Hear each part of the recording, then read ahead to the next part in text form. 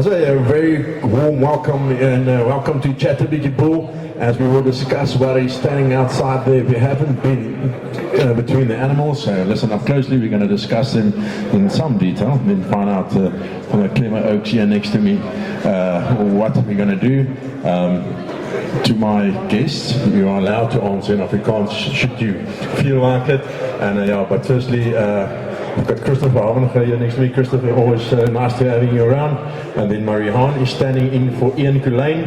Marianne, baie dankie. And as always, Jan van der Nest, what a legend. And of course, Simeon.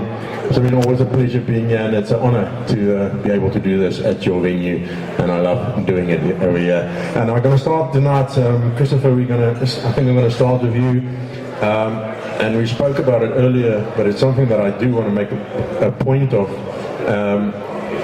Seeing 3 or 4 auctions in the Boran community where there is 8, 9, 10, 22 guest sellers like we have here today, that is actually something amazing, and you don't see that in any other breed. That must be something quite special for you guys. Yes, Tinus, nee, verseker, as ek net vir jou gesê, die diepte binne die genootskap is eintlik ongelooflik, en daar is regtig min genootskappe wat dit kan doen, en ons is baie bevoorreg om dit te kan doen met ons lede wat ons het, en die saamstaan maak nie saak wat ons doen nie, as ons 'n ding doen, dan doen ons hom reg, en hierdie gee die diepte in die genootskap om hierdie veiling te kan doen, as ook die ander klomp veilings wat tot klomteelers betrokke is. Dit is lekker, dit skep die ding van die ouens glo in mekaar se genetika, hulle glo in mekaar as teelers, en vanaand beleef ons dit ook maar net weer hierso, met hierdie veiling ook vandag weer gesien, dat die kwaliteit wat die teelers bring, en dit is die deurtrek, dink ek, is die kwaliteit waartoe ons streef, as almal saamwerk, en om unity te kry, nie net onder mekaar, maar ook eenvormigheid te kry die diere wat aangebied word, ding as op 'n wendpad. Christopher, another question that I would like to ask you, when you started 8 years, maybe 8.5 years ago in this position at the Boran, things were still were still tough for the Boran society at that point. Today you look back, could you imagine that this would be where we will end up in the Boran society with the amount of breeders you have, the amount of auctions you have? We've got an auction almost every weekend. Did you ever imagine this is where you're going to end up at? Nee, nooit gedink ons sal hierby kom nie, Johan. Ek dink my eerste veiling was actually hierso by Boering met Tim Ryf se uitverkoping, en nooit gedink dat ons dit hier sal kry nie. En ek kan met reg sê ons staan op 304 teelers. Ons het 'n groei van 40% in ons dieregetalle gekry oor die afgelope 4,5 jaar. So dit gaan regtig goed met die genootskap, ons is in 'n goeie plek, ons beeste is in 'n goeie plek, en ja, ek het nooit gedink, ek kry hoendervleis, dat ons albei gaan kom nie, en dit is maar net, dit is absolute spanwerk tussen myself, die raad en al die teelers wat inkoop, en dit is lekker om dit te kan deel met ouens soos Johan wat 'n lang pad stap, en meer kat kom ook hulle pad. Ek dink ons het ons eerste veilings het ons begin hardloop so 5 jaar terug, en yes, it's amazing, it's lekker. And my next question, I would like to talk about the Boran and where you guys are thinking, the way you're thinking about things at the moment, where you're going with the breed. You've focused a lot on the commercial side of things. We've got very, very good commercial, a few commercial lots here, I think 100 commercial lots, animals, 100 animals. And quality animals, and we spoke about it earlier, the importance of a good female that can produce, and I spoke to Brooks a little earlier, so to me both the calves are more than 50% of the mother's weight already on food, and that is what makes them effective and efficient. What's the goal and the next step for the Boran Society? Dit is ek ons slogan hierdie jaar is #changing perceptions, en dit gaan alles baie oor die kommersiële kant van die ras, en ons het nou 6 episodes wat hardloop, en ek moet sê die terugvoering wat ons kry van buite af is baie positief, want op 'n einde van die dag kan jy die beste stoetbeeste teel wat jy kan, maar as jou kommersiële mark nie lewendig is nie, dan hardloop jy op 'n einde van die dag in 'n hoek vas. So ons lê regtig klem op ons kommersiële kant, op ons koeie, ons koeie werk daar buite in terreine wat geen ander rasse kan survive nie.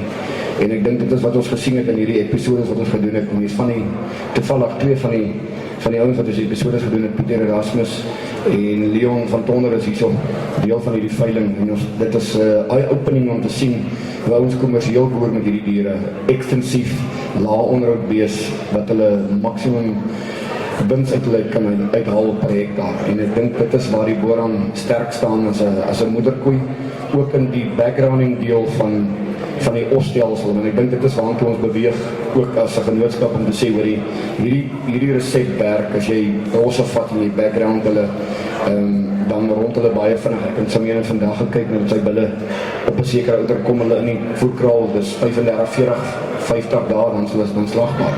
So ons is gedrewe, ons gefokus op die kommersiële mark, om dit te stimuleer, om die moederkoei daar buite te kry, en dan kan jy hom kruis. Ek weet nie, sit die draadmaster manne, ek moet sê, ek sien daai kalvers, dit is benners. So as jy hom kruisteel, dan werk hy soos 'n bom, en dit is wat ons wil gee. Ons wil die koei gee vir die ou met 'n boer, lae onderhoud, met 'n kruisbul, dan het jy wen resep. So dit is ons changing perceptions, is ons slogan, en ons dryf hom nou die hele jaar deur, en ek dink ons sal 'n paar dinge maak. Johan, I'm going to jump to you next. You've been to Kenya, you've seen the animals there, you were one of the first groups that went over there and decided that these animals need to be part of the South African national herd, if you can call it that. And if I look back today and the quality that's out here, especially if I look at the commercials, for me they are extremely the well-balanced, good quality, efficient cattle they're selling out there. When you saw the animals over there, did you knew that they were going to do this well in South Africa as a breed and as a stud society? Yeah, thank you, Tinus. Yes, when I first saw the Boran breed, got acquainted with them, this was actually very early, I think in the late 80s. I went up to the Nairobi show with a delegation of South African people in the Department of Trade. At that time there were no Boran cattle in this country. And saw them at the Nairobi show, and we went and we visited Old Pigeon Ranch and saw the cattle. When I saw the cattle the first time, I realized here's something that we haven't had in South Africa or in Southern Africa at that stage. And I realized then that this is a breed that can make a big impact in the beef industry all over the world, in the extensive parts of the world, not only in Africa, even in South America, Australia, in the southern and in the drier parts of the world, and the extensive parts. We have to realize in the beef industry that the commercial herds of cows are the factory of beef in the world. Doesn't matter which breed, the commercial cow herd of the world is the factory of beef. And if that factory doesn't run optimally, then that factory is not making money, and then that factory is not going to be sustainable. And this is where the Boran breed can play a major role in the extensive parts of the world, in the environments like Africa, South America, Australia, in producing beef. We can see what climate change is going to bring about in future. We can see that land is going to be limited. The population of the world is growing. The need for food is increasing, and especially for natural protein. And if we can produce natural organic beef on the extensive and non-productive parts of the world, then we have a niche product which we can offer to the world. And this is where the Boran breed is going to play a major role. And not only the Boran breed, all the breeds that's adapted to the environment, because that is where natural protein is going to come from. And the Boran breed, if I can just elaborate on the sale here today, we were talking about the depth of the breed, and now the breed has grown, and the variety of genetics in the breed. I would like to congratulate the Wits Farms with the depth of genetics in their herd. They have the biggest herd of Boran, registered Boran cattle in the world. And they've invited their clients to come and sell with them tomorrow.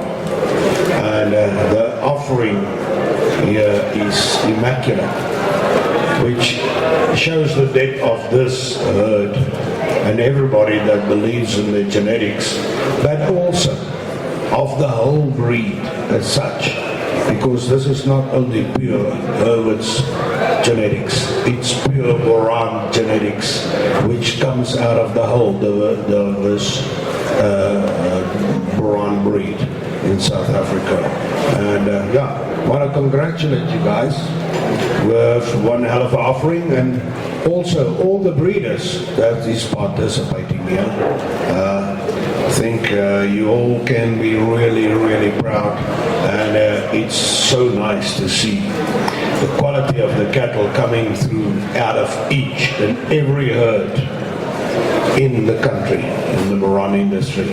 And then, moreover, Christopher and the Boran board for the immense energy and planning and the collaboration of all the breeders together to make this breed a great one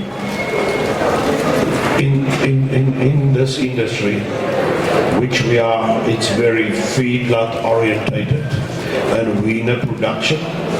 Nobody has, I think, thought that the Boran breed will last this long as an African breed in the industry, because they don't produce for the feedlots.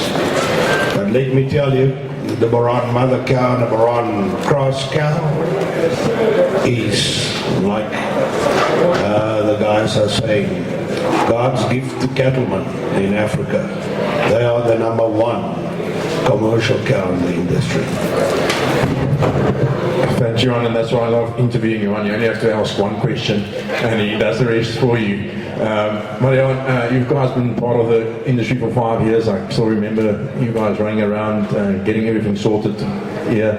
And if you look at the way you guys have grown, and I thought a lot of us thought after COVID that the internet services will die down, and it seems like you guys are picking up. You now got an office in Bloemfontein. I think something special for you guys as well. But if you look at the stats, you guys just do really, really well, and are supported really, really well all over. What are your current stats, and what are you guys looking at that you're selling online at the moment, percentage-wise? Dankie, Tinus. Okay, so ons fokus is nog steeds om mense uit te nooi veiling toe. Ons glo 'n veiling moet mense op die vloer hê, maar ook met die tegnologie van vandag aanlyn. As jy nie by veiling kan wees nie, jy sit op die plaas, jy sit op die trekker, op die bank, aanlyn. Dus ons het tussen 2024 en 2025 het ons gemiddeld van 33% aanlyn verkope, soos oor al die veilings. En ons het 'n gemiddeld van 80 tot 90 registrasies per veiling met 150 mense wat kyk. Ons het, kom ek gee nou presiese syfers, laas jaar was die gemiddelde kyker per veiling 136 en die jaar het hy opgegaan, ons het net sover 12 Boran veilings vir jaar gedoen, maar ons het 157 gemiddelde kykers. So dit sê ook vir my saam, Christopher wat sê die ras groei, daar's meer Boranne, die mense kyk, die mense wil weet wat aangaan en dan ook deel wees. Volgende jaar is dit weer meer registrasies, want is meer mense wat dan wil koop en deel wees. So ja, ek dink aanlyn doen goed en ja, ek dink die COVID was 'n hoofrede vir aanlyn, maar dis nou, jy wil nie meer in die diesel raak hier, jy wil nie meer veiling toe ry nie, of jy is dalk heeltemal aan die ander kant van die land, so jy kan nie by die veiling uitkom nie, maar jy soek steeds daai genetika. Koop aanlyn, reël vervoer. Ja. Thanks, Marion. I decided to leave the best for last. Simeon, getting this auction together and making this work. And I spoke to Christopher earlier. It's probably for me always the toughest thing you have to advertise is a group auction. Getting everybody's buy-in, making sure everybody brings their best or great animals to an auction is a tough ask. But we saw today, what we're seeing here today is special. I don't think you will see that in many other auctions or in other breeds, that you'll get a group auction of this quality. And I think if you look at the breeders can go and pat themselves on the back for the quality they've brought here. And it also goes back to your genetics, and I think from your side you must feel it's glad to see that my genetics is working for someone else. And at the end of the day, that is what you want to do as a breeder. If you look at the commercial herd, I want to start with the commercial herd that came here. A lot of guys in the area buy from you. You buy their bulls back at a premium price as well.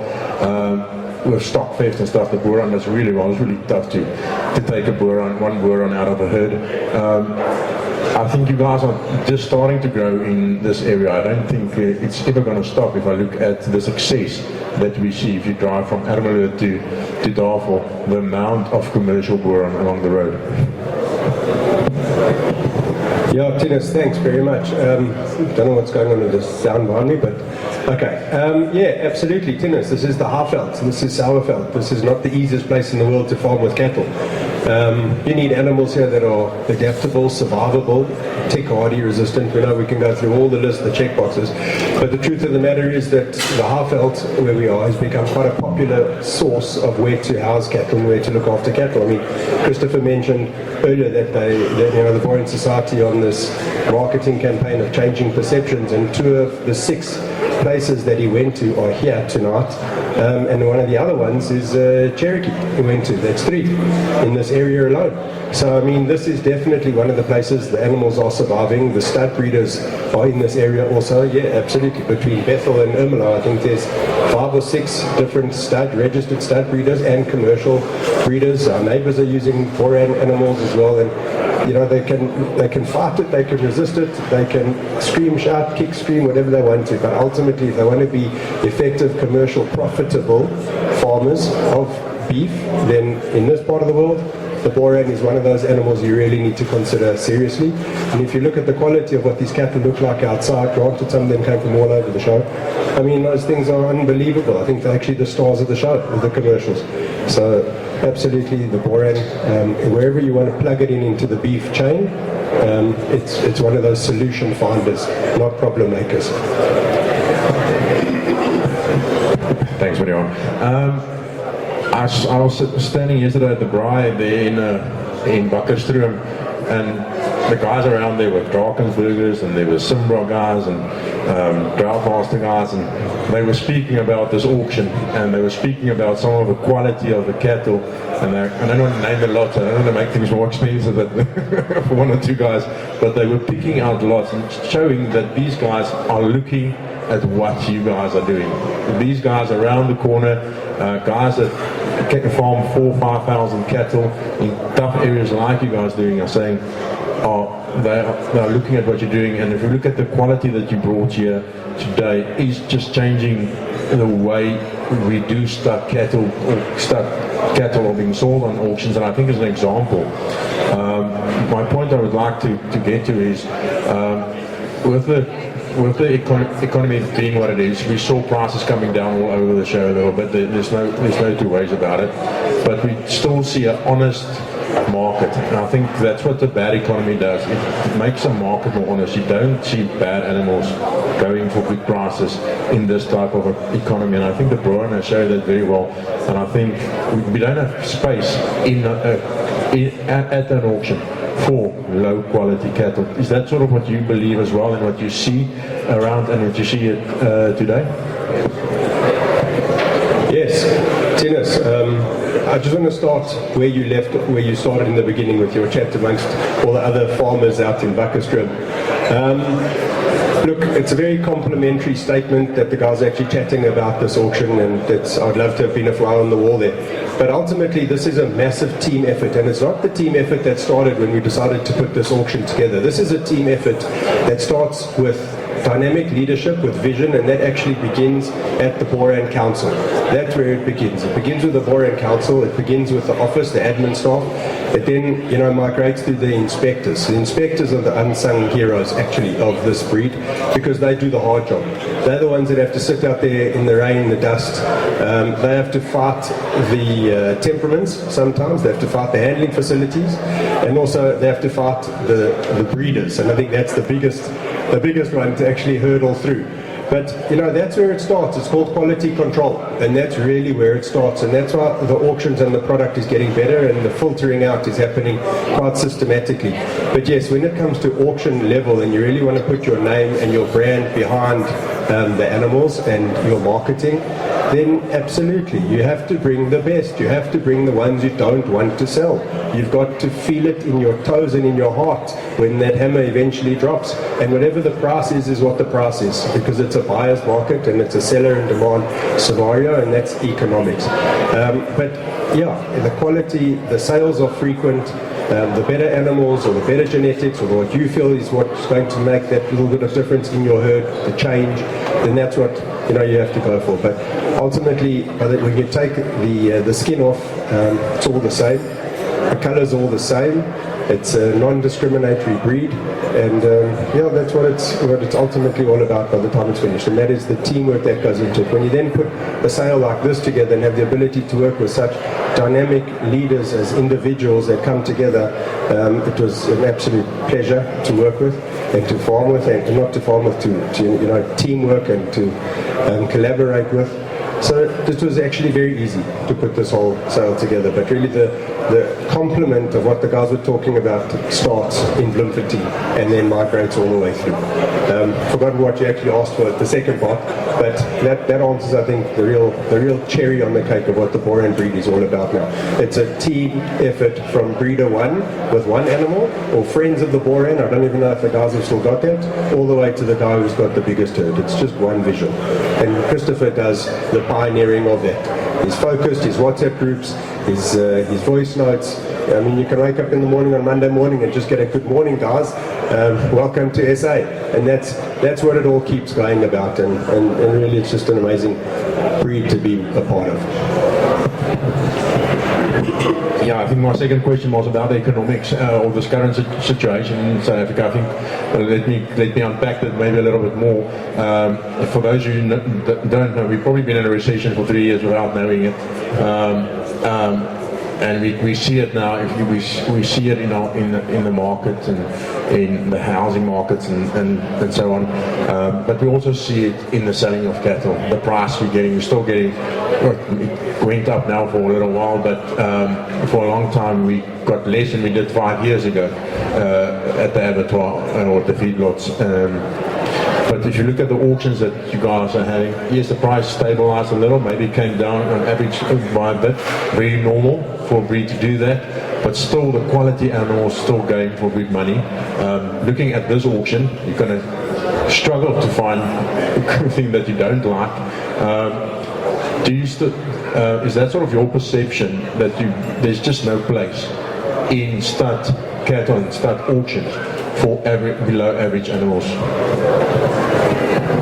Yeah, tennis, but I'm not the one with the crystal ball, and I'm not the one that has to make that decision, and that's where the hard job of the inspectors comes through to it at the inspection and then at the screening. But yes, I mean, you can look at the sales, you can look at the stats. Quality definitely sells. There's no value to quality, there's no value to genetics. The impact that those animals have on the herds is timeless. You buy a bull, you think you paid a lot of money, which is the truth of it because you get an invoice, but you tap semen and that semen is generational. I mean, there's a longevity there that applies for decades and decades to come. And then people bring them back, and there are stud farmers out there, certainly the Boran breed, that are concentrating on bringing back genetics that were good 15 years ago. We see it and it's doing well, and there is a demand for it because it's reinventing and partnering up with cows that have done well. And that have proven themselves. But yeah, I mean, to answer the question, I think it's obvious. There's no place at the moment for inferior animals across all breeds. Never mind only the Boran. I'm involved in another breed as well, and the same story applies. So when you come to sell and you put your name behind it and your marketing and your brand, my advice to everybody is bring the one you don't want to sell. I mean, I had this discussion with Rogers actually at Ntabanyoni's auction the night before. He had a short list for this particular sale, I think of 5 or 6 animals. He says, I don't know which one to choose. I said, don't worry, you send me all 5, I'll choose for you. And and that's the truth of it, because I was going to choose the 3 best in my opinion, my subjective opinion. And the same must apply. You've got to bring the ones that you want to cry for and not sell. Guys, I want to thank you for joining me tonight. It's always a privilege doing this, and it's a privilege being able to share a stage with people of your caliber. Baie dankie. And yeah, I think we all here, not for me or not for any of us, but we want to listen to someone that is going to entertain us a little bit. En ek dink Aram, as jy vir ons kan nader staan, dan sing jy 'n bietjie vir ons saam man. Kom ons gee lekker 'n klap vir Aram Tas, dan gaan we nou lekker saam kuier.